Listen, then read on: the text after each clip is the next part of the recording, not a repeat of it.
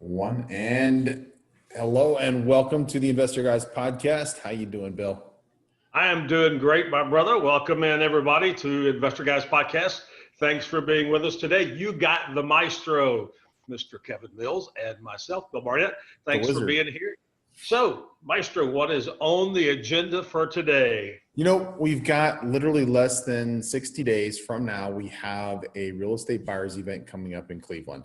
And I want to talk about what investors need to have in place in order to be able to invest in markets outside where they live.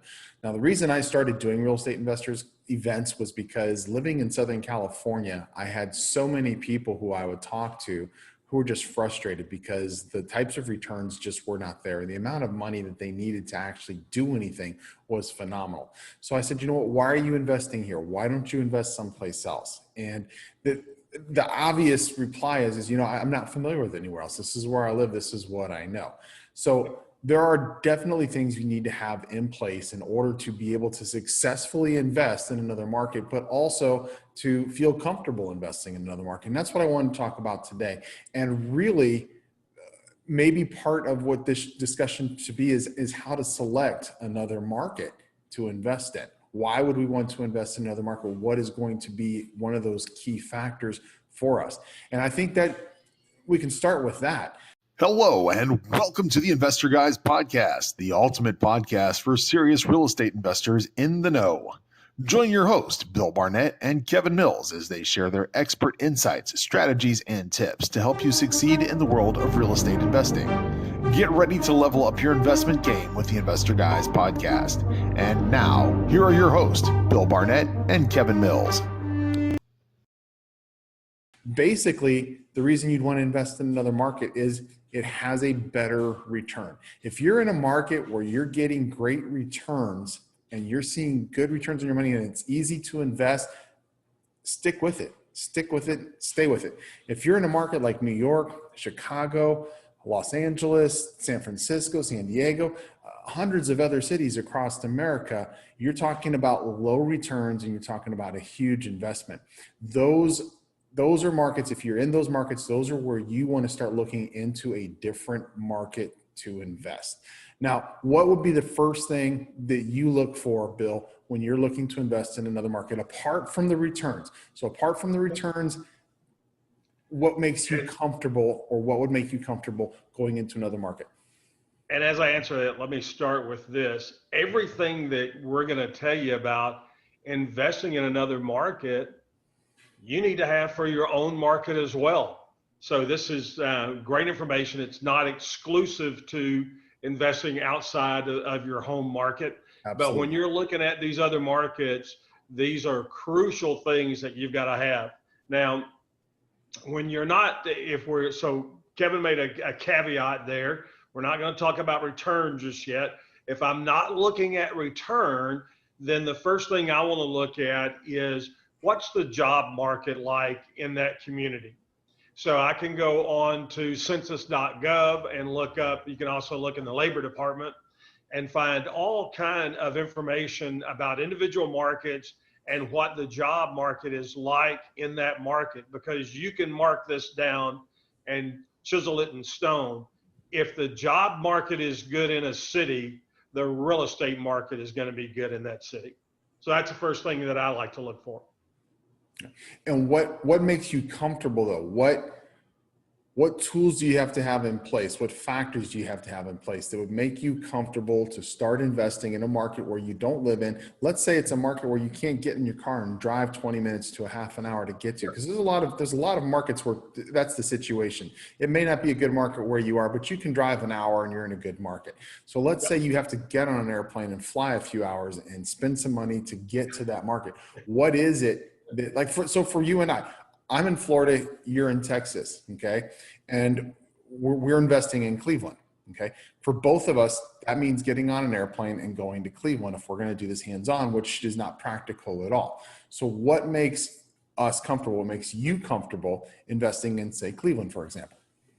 And I was gonna use Vegas, which I love, okay. But so I wanna look at, I already mentioned I wanna look at the job market first. then it's going to start to boil down. Because I know if I got good jobs, I'm going to have a good housing activity. If I've got good jobs, I'm going to have a lot of people moving in and out.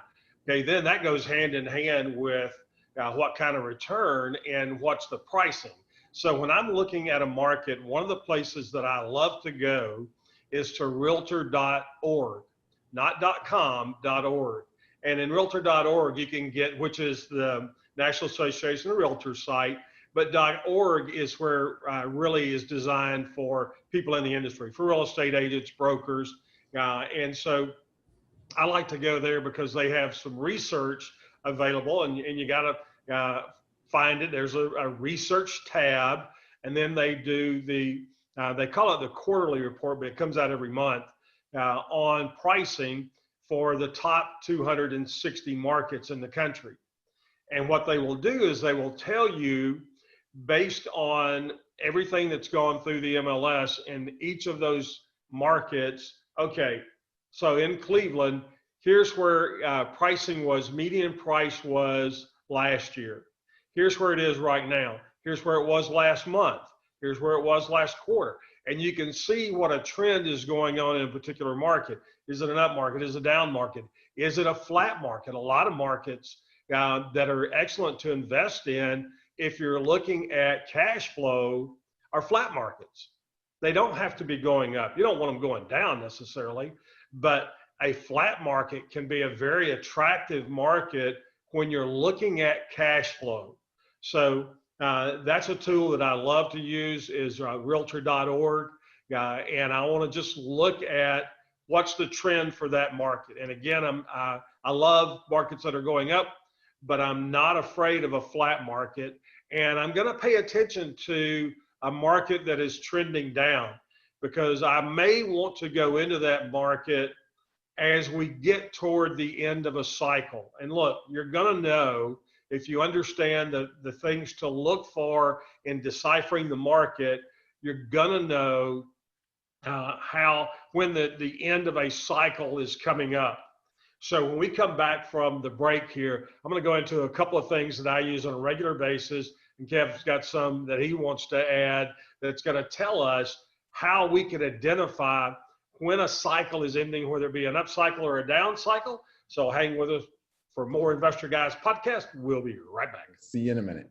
Most investors are just gamblers with a better vocabulary. They hope the market moves. They pray the bank says yes, but hope is not a strategy. At the master's level, we operate on the physics of finance. The Heritage Master's Training is a 14-module surgical strike on the marketplace, the most comprehensive investing education ever created. From the psychology of wealth to the literal mastery of the asset. We don't teach you how to buy a house, we teach you how to engineer an empire. If you want Real Estate 101, go to YouTube. If you want the Doctorate of Acquisition, apply for the Master's Program today at heritagerealestateacademy.com. And we are back from our break, and Bill's going to talk about a couple more things that he's looking for in a market. And so far, Bill's been talking about reasons why we're picking markets, the reasons why we're selecting markets. I want to get into, once we've selected a market, what we need in that market in order to make sure that we are going to be successful, and that we're not on the phone all the time. We're feeling like we need to get on an airplane and go there and deal with something ourselves. So go ahead and finish up with so much of what we need in what I would refer to as a foreign market, a market that's not our home market. It's still in the U.S., but it's a foreign market. It's not what we're used to. Now, one of the things that we're going to need is we're going to need funding for that market. What you'll find a lot of times is hard money lenders and private money lenders want to stay close to home. They don't want to, if they're in Dallas, they don't necessarily want to invest in Cleveland because they don't understand that market.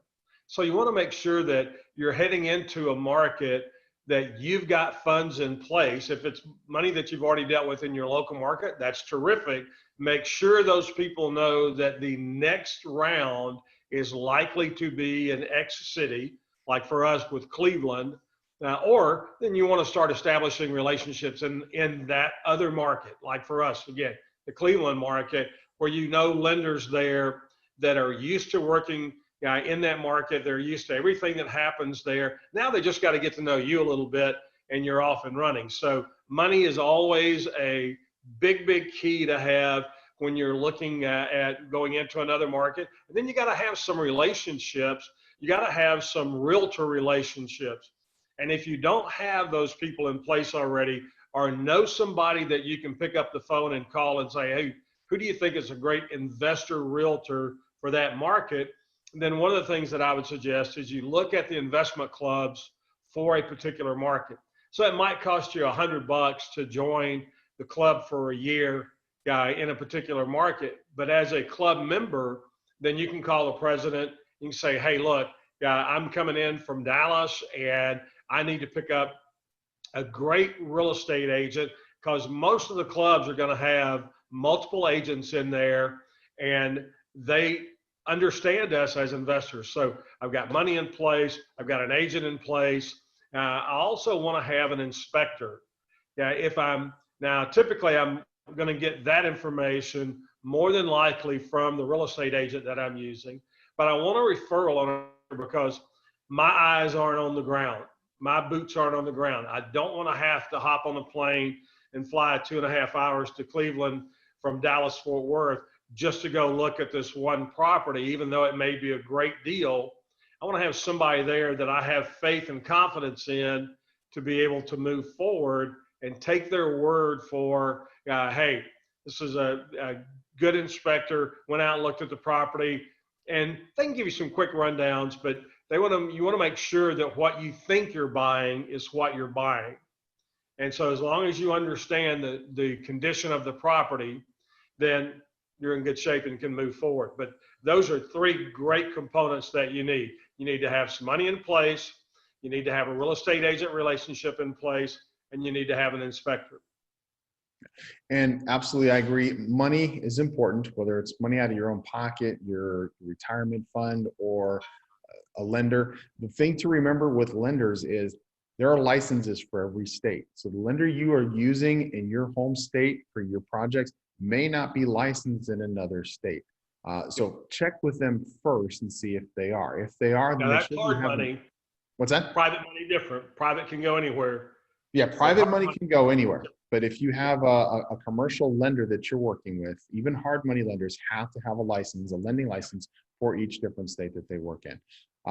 And then what makes me feel comfortable is having a real estate agent, a real estate professional who I am comfortable with, who I trust, who when they call me and they say, yeah, Kevin, I went and looked at that property and it's a great deal. It's in a good area. It's going to do this. It's going to do that.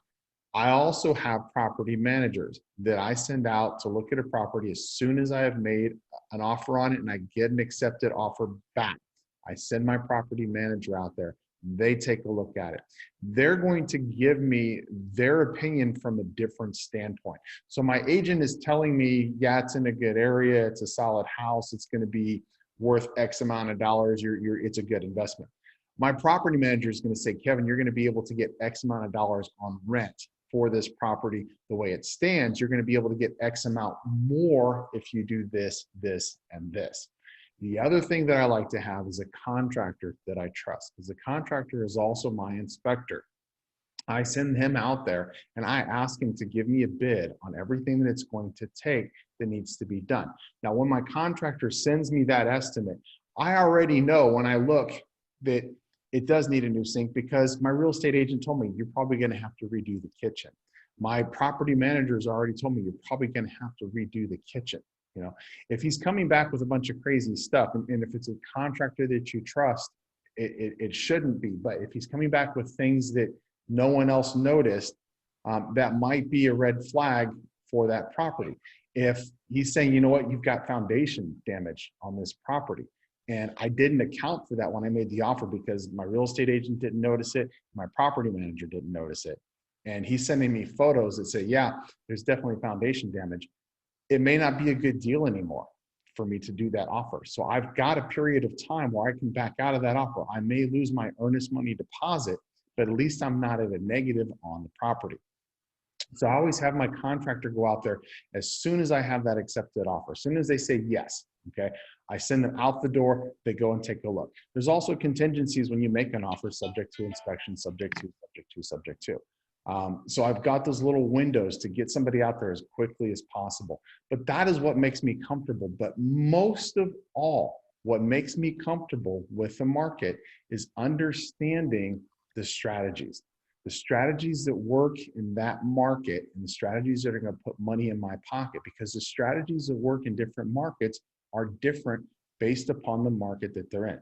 The strategy that might work best where I live may not work best in Cleveland, may not work best in Dallas, may not work best in Las Vegas. The types of properties that we purchase in individual markets for that strategy are going to be different market to market. The types of properties that I buy in Charlotte, North Carolina are different than the types of properties that I buy in Vegas, are different than the types of properties that I buy in Cleveland, are different than the types of properties that I buy in Dallas.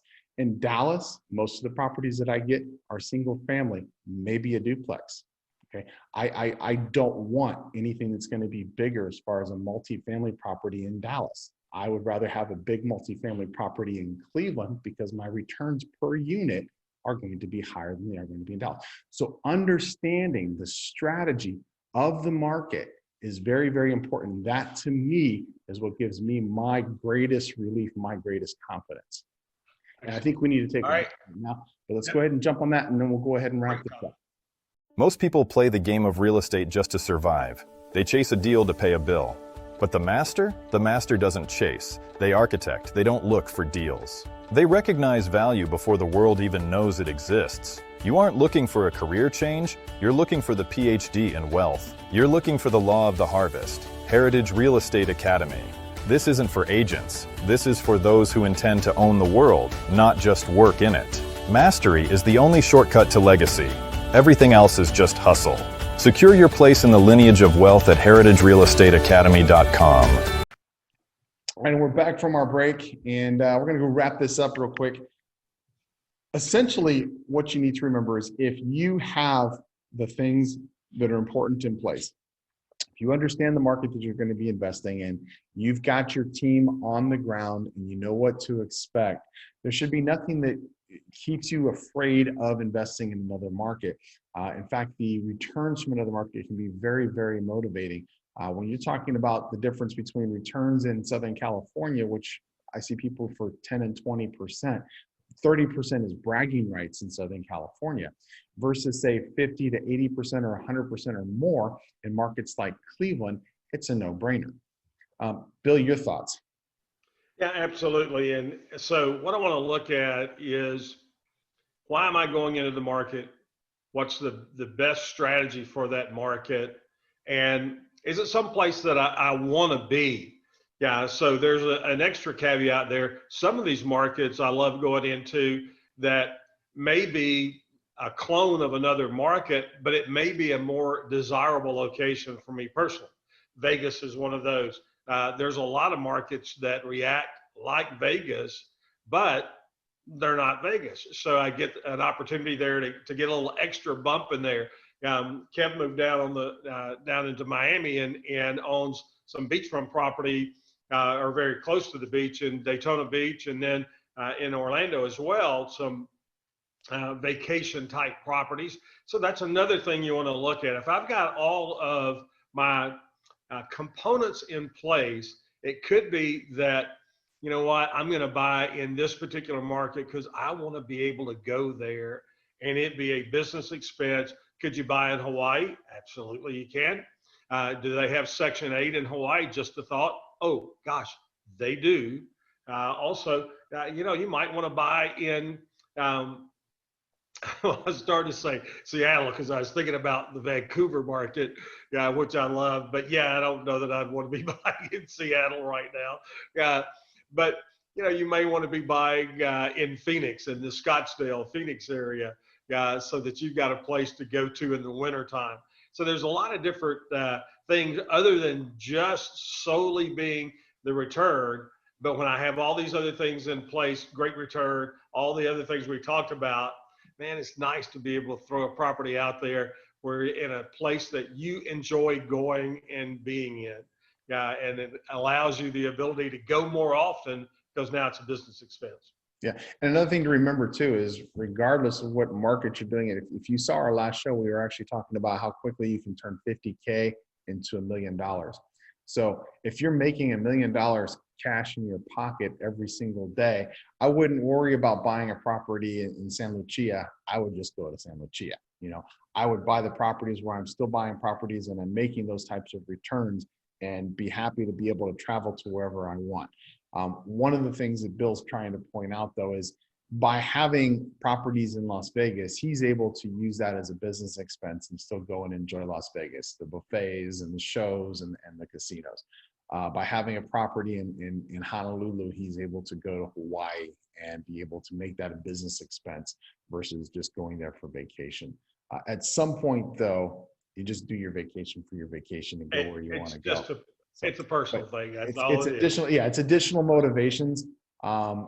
But I'd rather have that property in Honolulu rented every day of the month and me not be able to use it and go stay at a resort instead. Oh, you don't have to use it. Well, Just go check on it. yeah, and exactly. I can still fly out there and I can still, drive by it and say I was checking on the property. And we do the same types of things for, I just opened up another corporation and I added my sons as officers, because whenever we do an officers meeting, we can meet someplace. Yep. And I can do a family reunion with my immediate family because they're the officers and they get to write it off. My son gets to talk about, being an officer on the corporation when he goes out to lunch with his girlfriend or when he goes out to lunch with somebody else. And it's a business expense for him. So there's all types of motivations that come into play for business, and real estate investing is a business. And we need to keep that in mind, and we need to make sure that we form our decisions around that. It's not just the income, it's the ancillary benefits that we can get from it as well. And it's treating it as the profession that it is, because it is, for the vast majority of Americans, this is the ability to earn obscene amounts of money over time. But you have to treat it as a profession. You have to work at it. I remind investors all the time, especially new investors, because they'll get this concept. Maybe they bought a property in May and they sold it in October. I got 6 months into that property. You're like, no, you don't have 6 months worth of work into that property. You own that property for 6 months. That's a very different thing. When you look at the actual amount of time that you spend on a particular deal, to spend 20 or 30 hours on a deal is just really almost unheard of in our business. It's literally a few hours spread over days, weeks, or months, and your return is just insane when you look at what you've done. And we've all done stuff in our life that we worked hard. I had a time where Coach Bryant got me a job at a meat packing company that he was on the board of directors. Well, it wasn't the kind of job you hear about athletes getting nowadays where they don't show up or anything. I had to work from midnight to 8 a.m. and I drug a 55-gallon drum of acid around with a sprayer on it. I was in a full space-looking suit. I looked like a hazmat guy, and I would clean out the killing and stripping areas at this meat packing plant. And it was gross, hot, hard work. But you know what? I took that, and later on in life, when I looked at doing real estate, I was like, wow, look what I raised my hand and said, please pick me to do that job, and what that job paid compared to being able to do this. And it's like, why in the world would we want to do anything else than this unless you can become a professional lottery winner? That's my wife has her fingers crossed for. That just does it for our show today. We look forward to seeing you again on our next installment of the Investor Guys podcast. If you get a chance, go to investorguyspodcast.com. Check out our upcoming event in Cleveland. If you happen to watch this after November of 2020, check out our next coming real estate buyers events. We're going to do buyers events in Dallas. We're going to do buyers events in different cities across America that have good returns and have a good, solid market where you can buy and you can plan on holding these properties for 10 or more years based upon what Bill and I know and our own experiences in those markets. So no matter when you're watching this, go check out investorguyspodcast.com. check on buyers events and see what we've got coming up and register so that you've got your spot reserved. Buyers events are unique in that we don't take a lot of people because we're putting you on a bus. We are literally putting you on a bus on the last day. And we are going to drive to properties that you pick to look at so that you guys can make offers, choose to make offers, and you'll have us and you'll have your fellow students there to hold your hand and talk you through it and say, yeah, you got the numbers right, or you're missing this number. So we don't have large groups that go on these events. So get your registration in as quickly as possible. This November event is our last buyers event of 2020. Last one of 2020, and it's going to be very limited, not only because we're putting you guys on buses, but because we got coronavirus to deal with as well. We will see you guys soon. Have a great day. Bill, I'll talk to you later. Have a good one. You too, brother. Thanks, Dan. Thank you for tuning in to the Investor Guys podcast. We hope you enjoyed today's episode. Don't forget to subscribe and stay updated on the latest trends and insights in the world of real estate investing.